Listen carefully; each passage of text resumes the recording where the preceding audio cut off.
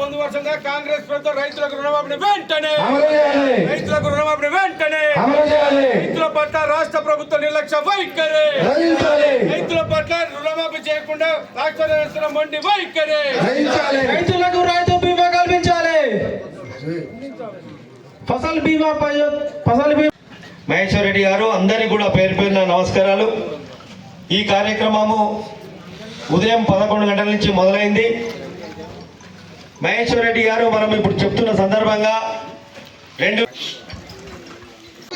అదేవిధంగా గారడి మాటలు ఏ విధంగా చేసిందో అయితే అప్పుడు ఉన్న ప్రభుత్వం ఒక ఎత్తు అయితే దానికి రెండింతలుగా ఈనాడు రేవంత్ ప్రభుత్వం ఉన్నది. ఇప్పుడు కూడా మేము భారతీయ జనతా పార్టీ తరఫున ఒకటే డిమాండ్ చేస్తా ఉన్నాం. మీరు అన్నా మేము అడుగుతా ఉన్నాం.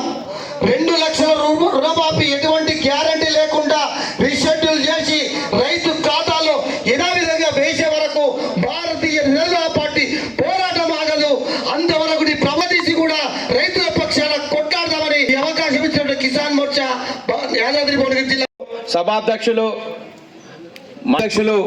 రాజేందర్ రెడ్డి గారు, అదేవిధంగా ముఖ్య అతిథులు కాసం వెంకటేశ్వర గారు రాష్ట్ర ప్రధాన కార్యదర్శి, అదేవిధంగా కిసాన్ మోర్చా రాష్ట్ర ప్రధాన కార్యదర్శి పన్మటి జగన్మోహన్ రెడ్డి గారు, మరి ఈ కార్యక్రమానికి విచ్చేసినటువంటి సీనియర్ నాయకులు చందుపట్ల వెంకటేశ్వరరావు గారు, అదేవిధంగా భారతీయ జనతా పార్టీ ముఖ్యమంత్రి మరి యువతను రైతులను ప్రజలను ప్రశ్నించకుండా డ్రగ్స్కు బానిస చేసి మద్యానికి బానిస చేసి పోరాటాలు చేయకుండా మనని అధోగతి పాలు చేసింది ఆనాటి ప్రభుత్వం. పిఎస్సిఎస్లో ఒకే పిఎస్సిఎస్లో 2900 పైచులకు మంది రైతన్నలకు రుణమాఫీ జరగలేదంటే ఎంతటి అరాచకమైనటువంటి ఈ ప్రోగ్రామ్ని వీళ్ళు టేకప్ చేసిండ్రు, ఎంత అరాచకమైనటువంటి విధంగా ఈ రుణమాఫీని జరిపారనేది చాలా స్పష్టమవుతున్నది. నేను ఒకటే అడుగుతా ఉన్నాను, తెలంగాణ రాష్ట్ర వ్యాప్తంగా రుణమాఫీ జరగడానికి 40,000 కోట్ల రూపాయలు అవసరం పడుతుందని చెప్పి రేవంత్ రెడ్డి గారు స్వయాన చెప్పి బడ్జెట్లో అదే మంత్రిమండలిలో 31,000 కోట్లు సరిపోతాయని చెప్పేసి వారే చెప్పి మంత్రిమండలి అప్రూవల్ తీసుకొని బడ్జెట్లో కేవలం 26,000 కోట్ల రూపాయలే వారు బడ్జెట్ అలొకేషన్ చేసి ఈరోజు కేవలం 17,933 కోట్లు మాత్రమే ఖర్చు చేశానని చెప్తా ఉన్నారు. అది కూడా ఇప్పటి వరకు ఎక్కడ శ్వేతపత్రం రిలీజ్ చేయలేదు, ఎక్కడ పబ్లిక్ డొమైన్లో పెట్టలేదు. మరి వారు చెప్పిన కాకి లెక్కలు 17,933 కోట్లని. నేను ఒకటే అడుగుతా ఉన్నాను ముఖ్యమంత్రి గారు నేరుగా, 40,000 కోట్లకి వెళ్ళి 17,000 కోట్లకి ఎందుకు తగ్గింది? ఏ రైతన్నలు మీరు మరి ఎందుకు వీళ్ళందరినీ కూడా మరి దాని రుణమాఫీలకు వెళ్ళి మరి డిలీట్ చేశారో చెప్పాల్సిన అవసరం ఉన్నది.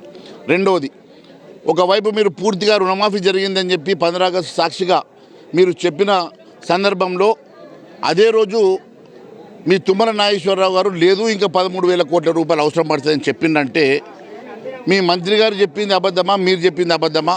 మరి ఎందుకు ఈ రకంగా ప్రజల్ని మోసం చేసే ప్రయత్నం చేస్తూ ఉన్నారు అని మేము అడుగుతా ఉన్నాం. అన్నిటికన్నా ముఖ్యమైనటువంటి అంశం, ఈరోజు నిన్నటికి నిన్న తుమ్మల నాగేశ్వర గారు ఇచ్చినటువంటి స్టేట్మెంట్లో ఇంకా మొత్తం 70 లక్షల మంది రైతన్నలు రుణమాఫీ జరగాల్సి ఉంటే కేవలం 22 లక్షల మందికి మాత్రమే రైతులకు రుణమాఫీ జరిగిందని అంటూ ఉన్నారు. ఏది ఏమైనా రకరకాల కాకి లెక్కలు చెప్తా ఉన్నారు కదా, మరి ఎందుకు మీరు శ్వేతపత్రం రిలీజ్ చేయడం లేదు? ఎందుకు పబ్లిక్ డొమైన్లో ఈ లిస్టు పెట్టడం లేదు? ఇప్పుడు గ్రామాల వారీగా ఉన్నటువంటి రైతులు తీసుకున్నటువంటి లోన్లు ఎంత, రాష్ట్ర వ్యాప్తంగా ఎంతమంది రైతన్నలు ఎన్ని కోట్ల రూపాయల రుణాలు తీసుకున్నారు, దాంట్లో నుంచి ఎంతమందికి రుణమాఫీ జరిగింది, మిగిలిన వారు ఎంతమంది రుణమాఫీకి అర్హులు ఉన్నారు, వారికి ఎందుకు జరగలేదో మరి పబ్లిక్ డొమైన్లో పెట్టాల్సిన అవసరం ఉన్నది.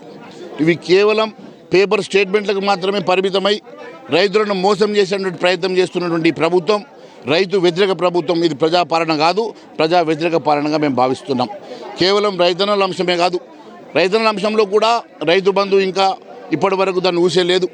అదేవిధంగా రైతు కూలీలకు ఇస్తామన్నటువంటి డబ్బులు కానీ, కౌలు రైతుల అంశం కానీ, మరి ఎంఎస్పీ కానీ అనేకమైనటువంటి మీరు ఇచ్చినటువంటి 3 లక్షలు వడ్డీ లేని రుణం ప్రతి రైతుకి ఇస్తామని చెప్పినటువంటి అంశం కానీ, ఇవన్నీ కూడా మోసపూరితమైనటువంటి స్టేట్మెంట్లు, ఎన్నికల వాగ్దానాల్లో ఓట్ల కోసం చేసినటువంటి వాగ్దానాలుగా మేము భావిస్తున్నాం.